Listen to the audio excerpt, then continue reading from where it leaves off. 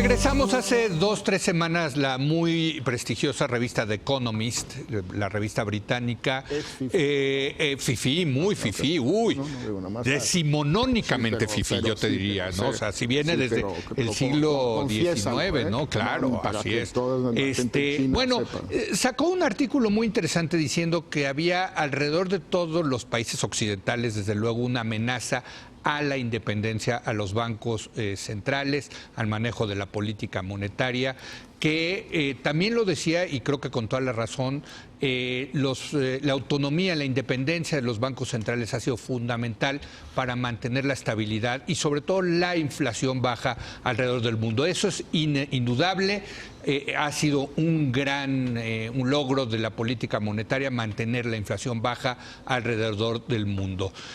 Javier, México no está exento, desde luego, de esto, ¿no? Sí, yo creo que se trata de... Pero sobre todo menciona a Estados Unidos, ¿no? Los intentos de Trump de presionar a la Reserva Federal para que baje las tasas de interés. Yo diría que esto está pasando en el grueso de las democracias de Occidente. También en Europa. A mayor o menor medida, en Inglaterra, en Europa en su conjunto, el Banco Central Europeo, etcétera. Creo que desde mi punto de vista hay que hacer dos cosas. Hay que entender por qué empieza a suceder esto, uno, y una vez que se entiende eso, qué posibles soluciones hay.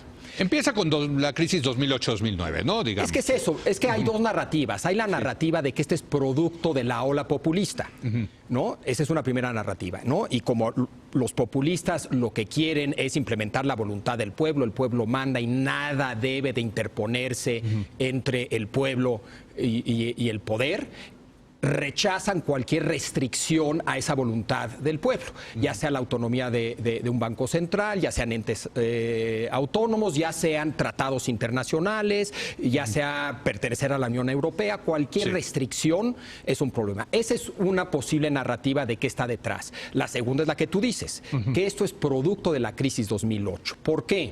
Porque lo que genera la crisis 2008 es que los bancos centrales empiezan a operar una serie de cosas y a meterse en una serie de temas en los que antes no se metían. Antes su objetivo era controlar la inflación. ¿Sí? Y para eso se les dio autonomía. En los finales de los 70, principios de los 80. ¿Sí? Ahora la inflación está totalmente bajo control. Y los retos son estabilidad financiera, son muchos otros retos. Y los bancos centrales se están metiendo a enfrentar esos retos. Ahora, ahí en defensa de los bancos centrales lo que dirían es que gracias a eso se evitó que la gran recesión del 2008-2009 se convirtiera en una depresión, que se aprendió de la crisis de 1929 en 1930, de esto que decía Friedman, de que si era necesario había que echar dinero hasta de helicópteros para evitar que la recesión se convirtiera en depresión. Y efectivamente ocurrió. Yo no estoy criticando a los bancos centrales, estoy describiendo lo que ocurrió. Pero ese fue el costo, digamos, una mayor intervencionismo en los bancos centrales para evitar la depresión. Sí, el hecho es que empezaron a hacer cosas que antes no hacían. Correcto. De manera autónoma. Correcto. El problema es que la autonomía fue otorgada para la estabilidad de precios, para controlar la inflación.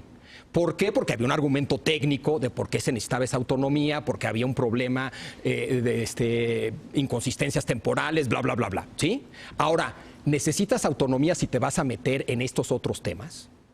Y ahí es donde empieza a cuestionarse. La autonomía no era un fin en sí mismo, era una herramienta que iba a permitir separar, aislar la política monetaria de la política. ¿Sí?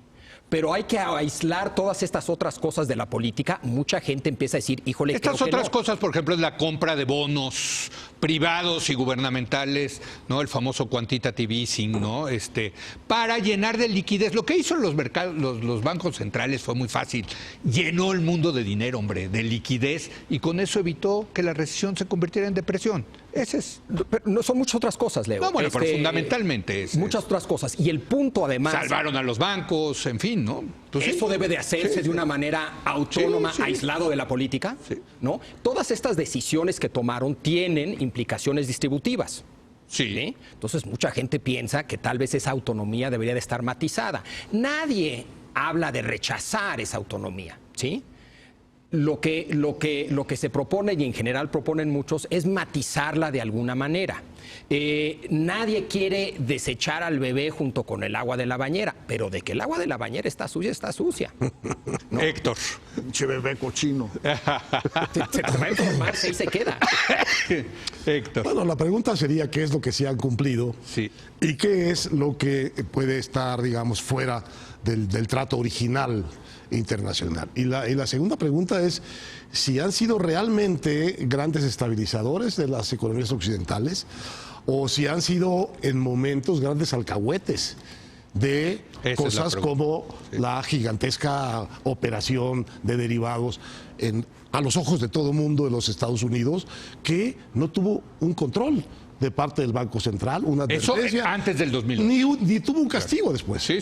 Y eso es, digamos, el hecho financiero, bancario, especulativo más importante del siglo XXI y que condujo a una crisis que pudo ser, digamos, del tamaño catastrófico y legendario de la de 29, pues no pasó por los bancos centrales, no la vieron venir. Como, por cierto, tampoco vieron venir ni tuvieron ningún control sobre los déficits acumulados de la Unión Europea, que a la hora en que apareció la crisis de 2008 resultaron inmanejables para la Unión Europea y para los gobiernos asociados. Y a la fecha, la Unión Europea paga el desprestigio de la mala política financiera que tuvieron que hacer con países como Grecia, que estaban totalmente pero fuera del canon. Ahí sí hubo un debate, me acuerdo, si podía haber unión de política monetaria sin unión de política fiscal. Esa hubo un gran debate. Está tranquilizado el asunto, pero esa crisis destruyó bastante de la confianza interna. La credibilidad, de el único grupo, digamos, de países que parecían tener una solución razonable a la productividad y a la distribución de la riqueza. Entonces, pensado, digamos, estructuralmente frente a los desafíos del mundo moderno, pues sí valdría la pena preguntarse qué es lo que podemos esperar, qué garantías son las que otorgan bancos centrales de alta autonomía y de efectiva autonomía. Es que es fascinante el debate, porque por un lado yo sí estoy convencido de que gracias a los bancos centrales se evitó una gran depresión, con todo lo que eso implicaba, pero por otro lado hubo una redistribución del ingreso brutal. Hacia arriba. Pero hacia arriba. La riqueza, pero brutal. La riqueza más que del ingreso. El mercado accionario en Estados Unidos lleva ya más de 10 años creciendo y generando unas fortunas que, si ven las valuaciones, no se justifican. ¿Por qué? Porque hay liquidez. Porque esa fue la idea, ¿no? O sea, sí es una disyuntiva muy dura. Es que yo creo que hay una dispersión o diversidad de situaciones que el The Economist, quizás por tener que ir rápido y resumir, no necesariamente subraya lo suficiente. Primera, la europea. ¿Sí? Hay un tema específicamente europeo, que es el tema de la política monetaria única en manos del Banco Central Europeo en Frankfurt y políticas fiscales de cada gobierno.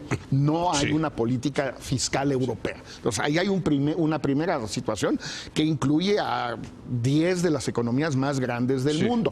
Es una situación. Otra situación, pues muy extraña obviamente, pero pues no es poca cosa, es la China, donde hay cero autonomía. No existe, la idea es ajena. Creo que no se puede ni traducir al chino. No hay ideograma. No hay manera. Yo ahí lo disputaría un poquito, porque hay una especie de autonomía tecnocrática. De los ingenieros en general, sí. Sí, o sea, hay una tecnocracia china. Sí, pero el Banco Central si Xi Jinping dice es por aquí, es por aquí. Entonces, el tema chino. Luego está el tema norteamericano, pues que depende un poco de las situaciones. Hoy en día hay un presidente de Estados Unidos que está dispuesto a incidir o a tratar de incidir en la chamba de la Reserva Federal. Y bueno, no lo ha logrado, pero de qué trata. Pues yo diría, no lo ha logrado también, tengo mis dudas, porque parece ser que Powell, que quería subir las tasas, ya le entró medio frío, ¿no? Al asunto, ¿no? Y el otro quiere que las baje. Exactamente, ¿no? Bueno, en fin, gran tema, ya se nos acabó el tema. ¿Y en México? En México yo tengo que decir y reconocer que uno de los grandes logros de la administración de López Obrador ha sido respetar la autonomía del Banco de México. Y creo que sus dos candidatos a la Junta de Gobierno son dos personas que aseguran es notable, Leo, a 5 meses. No, siempre lo he dicho. Por eso. Lo he dicho. Está bien. Incluyendo a nuestro compañero Gerardo Esquivel tantos años y a Jonathan Heath. Yo creo que sí ha sido respetuoso, ¿o no?